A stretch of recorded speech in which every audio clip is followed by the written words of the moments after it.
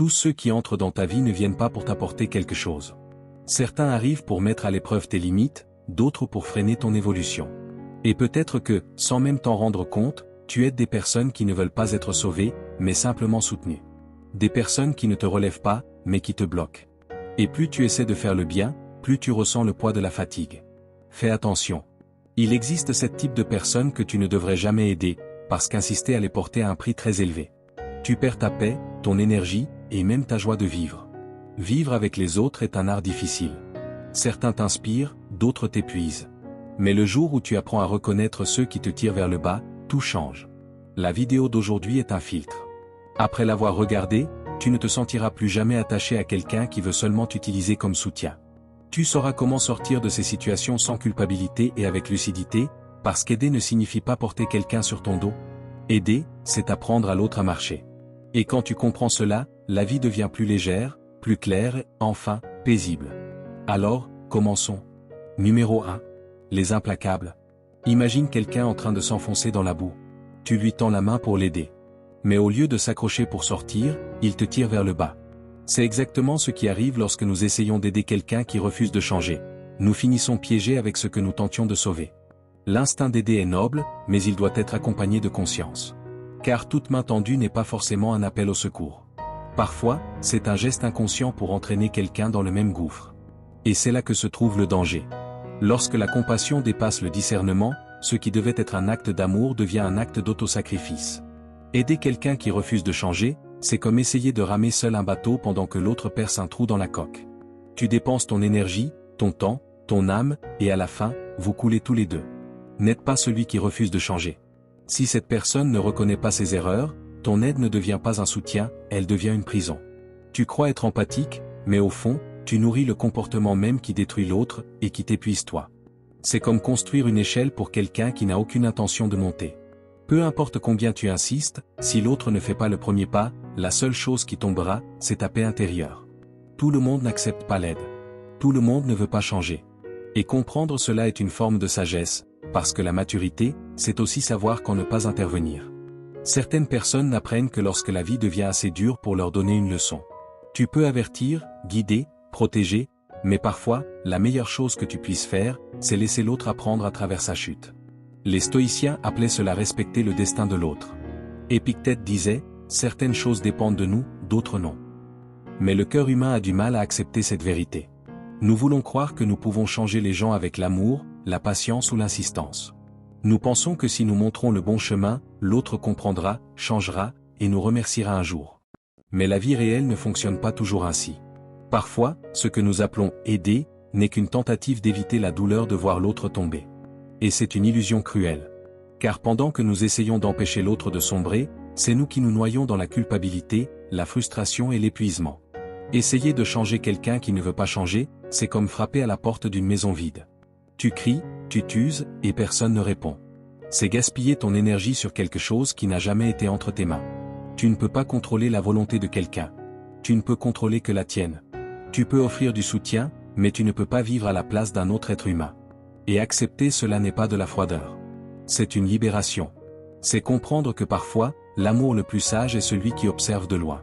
Soutiens en silence, et attends le moment où l'autre décidera de se relever par lui-même. Car lorsque tu insistes pour sauver quelqu'un qui ne veut pas être sauvé, cette personne finit par te voir comme un obstacle. Si les choses tournent mal, elle te blâme. Si les choses tournent bien, elle t'oublie. Et toi, tu restes là, épuisé, à essayer de maintenir debout quelqu'un qui veut simplement rester à terre. Voilà le piège, le sauveur devient le méchant. Tu donnes tout, ton temps, ton énergie, ton cœur, et au final, le vide revient. Il revient même plus grand, parce que personne ne remercie un effort qu'il n'a pas demandé, et personne n'apprend ce qu'il n'a pas voulu apprendre. Respecter le libre arbitre, c'est comprendre que chaque personne a son propre rythme, son propre chemin, et son propre destin, et que tu ne peux pas vivre tout cela à sa place.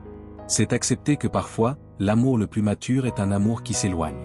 Car c'est dans les conséquences que la conscience s'éveille. Et c'est dans la douleur que naît l'humilité. La volonté de changer vient de l'intérieur. Personne ne se transforme grâce à un conseil. On se transforme grâce à une prise de conscience. C'est pourquoi, si tu veux vivre en paix, arrête d'essayer de sauver quelqu'un qui refuse de nager. Éloigne-toi sans colère, sans culpabilité et sans explication. Car la véritable aide n'est pas celle qui empêche la chute. C'est celle qui fait confiance au fait que l'autre se relèvera, en son temps. Souviens-toi, l'amour sans limite devient un sacrifice. Et le sacrifice constant se transforme en silence, en fatigue, et en perte de soi. Et si ton cœur souffre lorsque tu t'éloignes, rappelle-toi ceci. Tu n'as pas abandonné. Tu as simplement cessé de te noyer pour quelqu'un qui a choisi de ne pas nager. Numéro 2. Le manipulateur. T'est-il déjà arrivé de céder à un chantage émotionnel simplement pour ne pas te sentir mal? As-tu déjà dit oui alors que tu voulais dire non? As-tu dit oui pour éviter la culpabilité, éviter une dispute, ou éviter de décevoir quelqu'un? C'est exactement dans ce terrain-là que les manipulateurs grandissent, celui de la culpabilité et des bonnes intentions. Certaines personnes ne veulent pas d'aide. Elles veulent du contrôle. Elles transforment ta gentillesse en obligation, ton empathie en captivité émotionnelle. Elles te font croire que dire non est un manque d'amour, et que t'éloigner est de l'égoïsme. Mais la manipulation n'est pas une relation. Si aider quelqu'un te coûte ta paix, ton objectif, ou ton identité, alors ce n'est pas de l'aide, c'est une prison. Le manipulateur utilise ta bonne volonté contre toi. Il se déguise en victime, mais en réalité, c'est un stratège. Au début, il charme. Il est gentil, charismatique, et il te fait sentir important. Mais avec le temps, il commence à tester tes limites.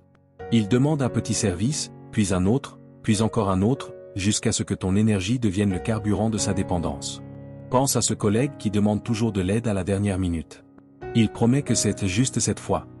Puis, lorsque vient le moment de recevoir les félicitations, il dit que l'idée venait de lui. Ou pense à une amitié où c'est toujours toi qui résous les problèmes, qui donne du temps, qui offre ta patience, pendant que l'autre te manipule avec des phrases comme « Sans toi, je ne peux pas. Tu es la seule personne qui me comprend. » Ces personnes ne veulent pas grandir. Elles veulent s'assurer que tu restes disponible. Elles apprennent à appuyer sur le bon bouton, celui de la culpabilité. Et chaque fois que tu cèdes, tu renforces l'idée que ton silence est le prix à payer pour la paix. C'est là que le cycle commence. Tu aides une fois, puis encore une fois, et lorsque tu essaies d'arrêter, le manipulateur se vexe. Il dit que tu as changé, que tu es devenu froid, que tu es ingrat, que tu l'as abandonné au moment où il avait le plus besoin de toi. Mais l'objectif est toujours le même, te faire croire que tu es responsable de son bien-être. Voilà l'essence même de la manipulation, transformer la générosité de l'autre en instrument de pouvoir. Et celui qui vit entouré de manipulateurs finit, tôt ou tard, par perdre le sentiment de sa propre valeur. Il commence à douter de sa bonté. Tu commences à ressentir de la peur, peur de décevoir, peur de dire non, peur de t'éloigner. Et lorsque la peur entre, la liberté disparaît. Les stoïciens appelaient cela la maîtrise morale, la vertu de ne pas remettre ton équilibre intérieur entre les mains des autres. Publius Cyrus l'avait déjà averti, celui qui accepte d'être trompé partage la faute du trompeur.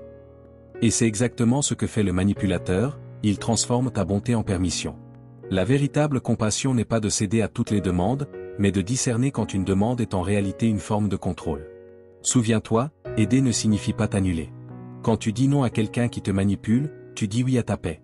Le manipulateur ne veut pas d'aide. Il veut dominer. Et la seule façon de briser ce cycle, c'est de reprendre le pouvoir sur tes décisions.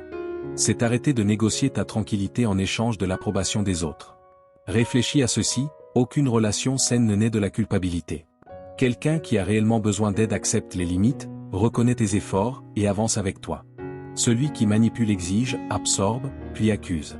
Et si tu ne poses pas de limites, la relation devient un terrain de chantage où un seul côté gagne. À partir d'aujourd'hui, observe bien les personnes qui t'entourent. Aide, oui. Mais jamais au prix de ta sérénité.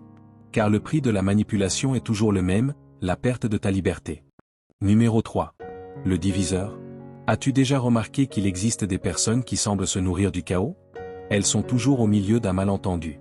Elles transportent les paroles des uns vers les autres, rapportent des commentaires, et prétendent qu'elles ne font que dire la vérité. Mais en réalité, elles sèment du poison partout où elles passent. Ces personnes ne construisent pas des ponts. Elles construisent des murs. Elles te sourient en face, mais critiquent dans ton dos. Et le pire, c'est qu'elles déguisent leur malveillance en intérêt, en affirmant qu'elles veulent simplement te prévenir. Mais ce qu'elles appellent « sincérité » n'est souvent qu'une manière de répandre l'intrigue. Quand tu aides quelqu'un qui provoque des conflits, tu ne résous pas le problème. Tu entres dans le problème. Imagine un environnement de travail où une personne parle constamment des autres. Qui a été promu? Qui a commis une erreur? Qui a changé d'attitude? Qui agit bizarrement? Elle fait semblant de s'inquiéter, mais ce qu'elle cherche vraiment, c'est créer de la tension, diviser les opinions, rapprocher certains et éloigner les autres.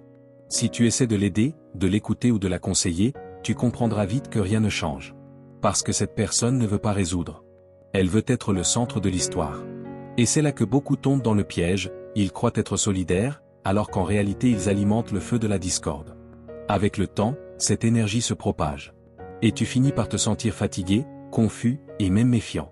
Le commérage ne détruit pas par la force, il détruit par les insinuations. Les stoïciens mettaient déjà en garde contre cela il y a des siècles. Sénèque le disait clairement, et Marc Aurèle le rappelait aussi, celui qui passe son temps à parler des autres perd le contrôle sur lui-même. Ces deux idées résument une sagesse que beaucoup ignorent. C'est pourquoi, lorsque quelqu'un vient te raconter une « nouvelle », demande-toi. En quoi cela m'aide-t-il ? Si la réponse est « en rien », alors souris, et éloigne-toi. Tu n'as pas à devenir le réceptacle de la confusion des autres. Celui qui vit en divisant les gens n'est jamais en paix avec lui-même. Le commérage est souvent la soupape de sécurité des personnes insécures. Elles essaient de rabaisser les autres pour se sentir au-dessus.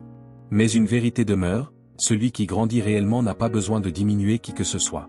Souviens-toi, ce que tu écoutes fréquemment façonne ce que tu penses. Et ce que tu penses façonne ce que tu deviens.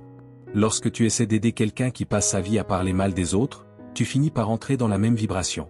L'énergie que tu utilisais pour construire commence à se gaspiller à éteindre des incendies. Et le prix est élevé.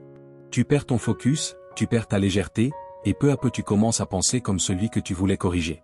Aider un commère, c'est comme essayer de nettoyer une eau qui continue de se salir à la source.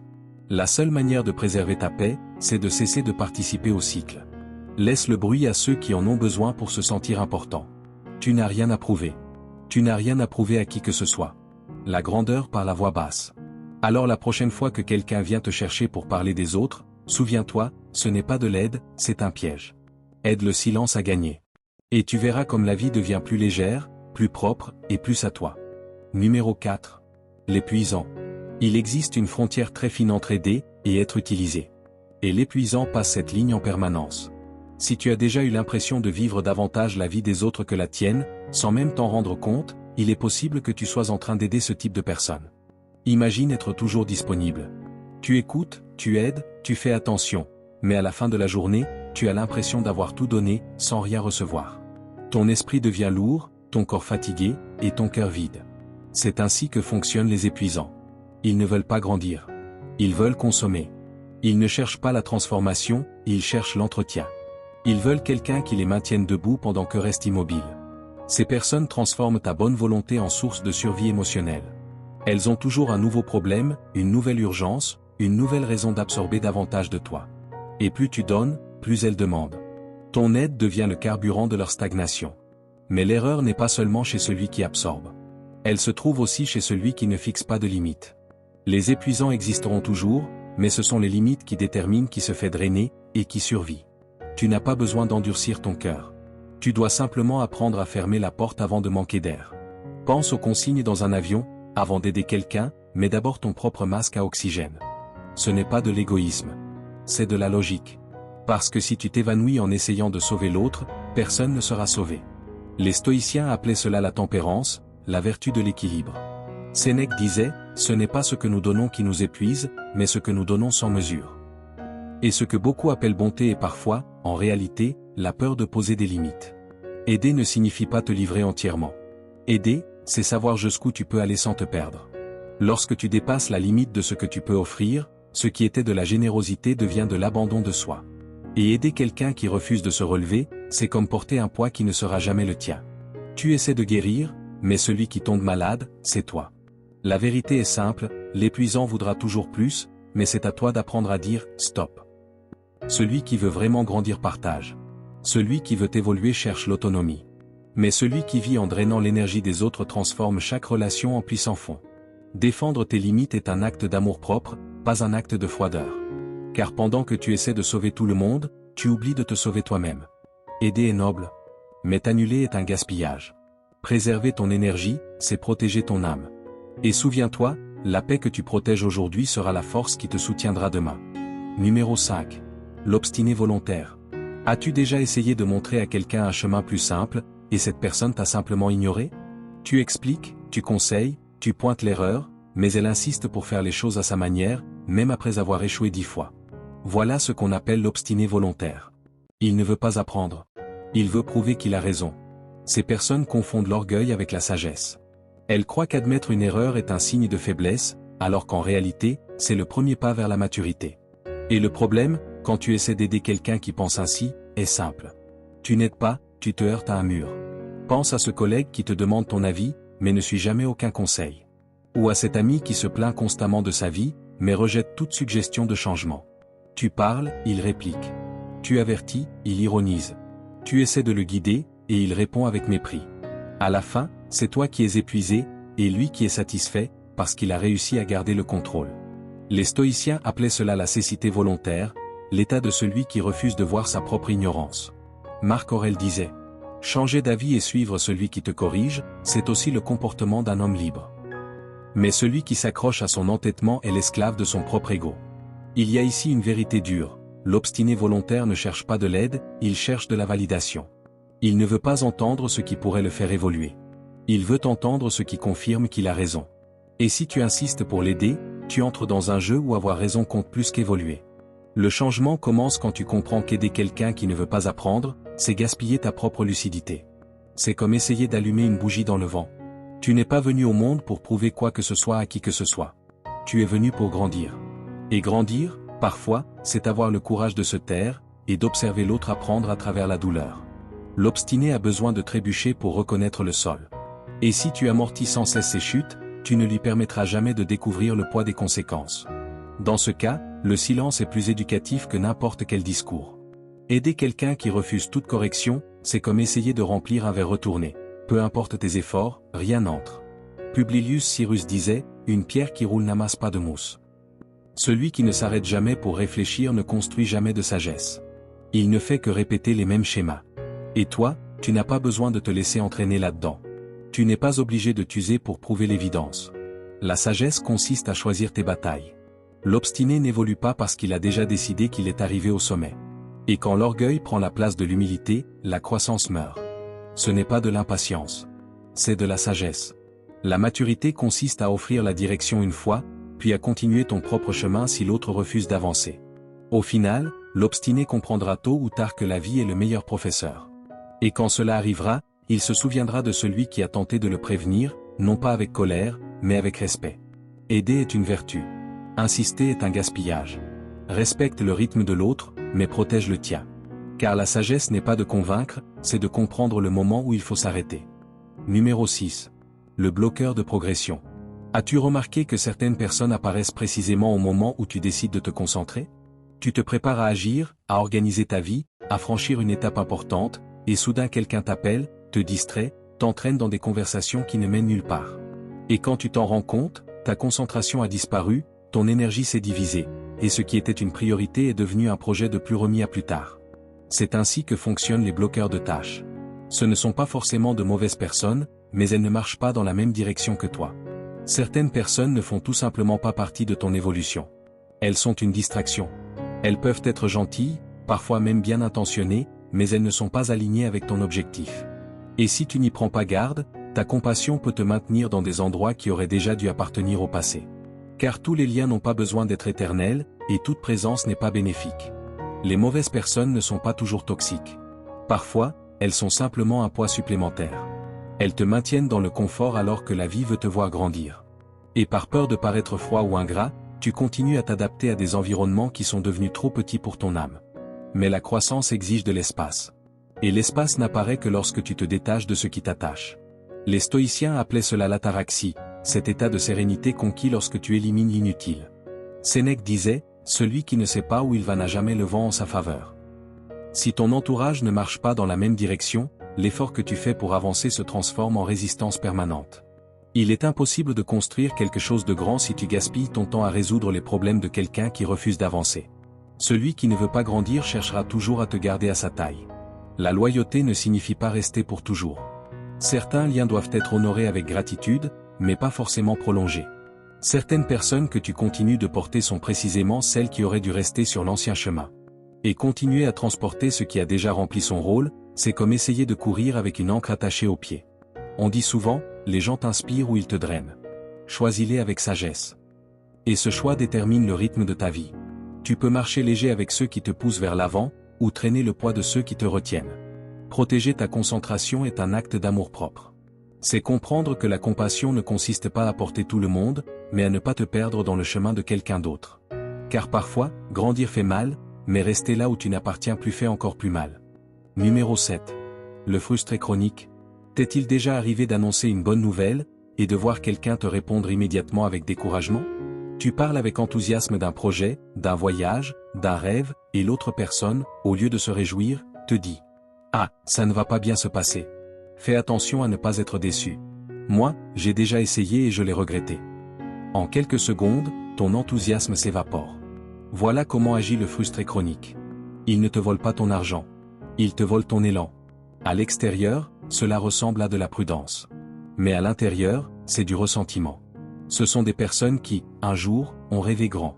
Elles ont cru, elles ont essayé, mais à un moment du chemin, elles ont été blessées. Peut-être ont-elles été trahies, ignorées, oubliées. Peut-être que la vie a été trop dure. Et ce qui est resté, c'est une blessure ouverte entre ce qu'elles espéraient et ce qu'elles ont reçu.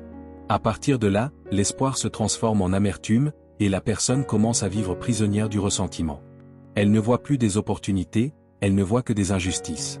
Tout devient une raison d'accuser quelqu'un, le patron, le gouvernement, la famille, la vie. Le frustré chronique croit que le monde est contre lui, alors qu'en réalité, c'est son regard qui s'est retourné contre le monde. Et plus il nourrit ce poison, plus la vie se ferme. Le ressentiment ressemble à un verre d'eau claire dans lequel tu verses une goutte d'encre. Avec le temps, tout devient trouble. Ce schéma émotionnel n'est d'attente non satisfaite. Quand quelque chose que nous voulions ne s'est pas produit, ou quand quelqu'un nous a blessés, nous construisons une histoire intérieure. Ce n'est pas juste. Mais l'esprit, incapable de résoudre le passé, commence à revivre la douleur. Et cette répétition transforme les souvenirs en prison. Le résultat est une forme de fatigue spirituelle, une âme épuisée de porter le même poids chaque jour. Et le danger d'aider quelqu'un comme ça, c'est que si tu n'es pas solide, tu finis par porter cette même fatigue. L'énergie du frustré est contagieuse. Il ne veut pas de conseils. Il veut de la compagnie dans son amertume. Les stoïciens le savaient. Marc Aurèle disait que ce qui nous blesse n'est pas ce qui arrive, mais la manière dont nous choisissons de regarder ce qui arrive. La douleur est inévitable. Mais le ressentiment est un choix. Et le pire choix que tu puisses faire, c'est laisser ta blessure devenir ton identité. Aider un frustré chronique est inutile s'il s'accroche encore aux accusations du passé. Tu peux lui offrir de la lumière, mais personne ne peut obliger quelqu'un à ouvrir les yeux. La guérison est un acte de volonté. Et l'espoir doit être replanté de l'intérieur vers l'extérieur. La vraie liberté arrive lorsque tu cesses de chercher des coupables et que tu commences à reconstruire ton propre sens. La vie ne te doit rien, mais elle t'offre tout à nouveau le jour où tu décides de recommencer. Celui qui vit en regardant en arrière répète sa douleur. Celui qui accepte ce qui s'est passé ouvre de l'espace pour le nouveau. La douleur reste tant que tu la nourris. Mais quand tu décides de lâcher prise, le poids tombe. La frustration se transforme en sagesse, et l'amertume en force. C'est pourquoi, si tu veux préserver ta paix, cesse d'essayer de motiver quelqu'un qui a choisi la tristesse. Le mieux que tu puisses faire est de montrer par ton exemple qu'il existe encore une vie au-delà de la déception. On ne traverse jamais deux fois le même fleuve. La vie change, et toi aussi. Ce qui fait mal aujourd'hui enseignera demain. Chaque déception n'est qu'une poussée de la vie pour te remettre sur le bon chemin. Et comment aider réellement? Faire le bien est essentiel. Mais faire le bien sans sagesse est le chemin le plus rapide vers l'épuisement. Car aider excessivement les mauvaises personnes n'est pas de la générosité. C'est de l'autosabotage. La véritable aide demande de l'équilibre, des limites et de la conscience. Sénèque l'avait déjà averti. La bienveillance, lorsqu'elle manque de raison, devient un vice. Toute bonté n'est pas une vertu. Parfois, ce n'est qu'un manque de discernement. Avant de tendre la main, regarde si l'autre veut réellement se relever, ou s'il veut simplement continuer à être porté. Certaines personnes ne veulent pas d'aide. Elles veulent du confort. Et si tu insistes, tu finis prisonnier du même cycle. La règle est simple, aime ton prochain comme toi-même. Mais beaucoup oublient la seconde partie de cette phrase, comme toi-même, vient en premier. Tu ne peux pas donner ce que tu n'as pas. Si tu es fatigué, endetté, épuisé, ou privé de paix intérieure, ton aide perd sa force, et finit aussi par te détruire. Prendre soin de toi n'est pas de l'égoïsme. C'est de l'intelligence. Aider sans te préserver, c'est comme essayer de sauver quelqu'un qui se noie alors que toi-même, tu ne sais pas nager. Au final, vous coulez tous les deux. Le monde est rempli de personnes bonnes, mais vides. Des gens généreux qui ont confondu l'amour avec le sacrifice, et qui ont fini frustrés parce qu'ils attendaient de la gratitude de ceux qui ne savaient que prendre. La véritable aide est un art, la juste mesure, pour la bonne personne, au bon moment. En cas de doute, recule. Laisse l'autre apprendre avec la vie. Car parfois, seule la douleur enseigne ce qu'aucun conseil ne peut transmettre. Faire le bien avec sagesse, voilà ce qui transforme réellement le monde. Lorsque tu apprends à aider avec équilibre, ta lumière ne s'éteint pas.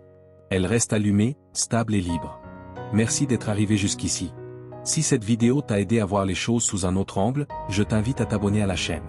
Ici, nous continuons ensemble, à réfléchir, à grandir, et à construire une force intérieure.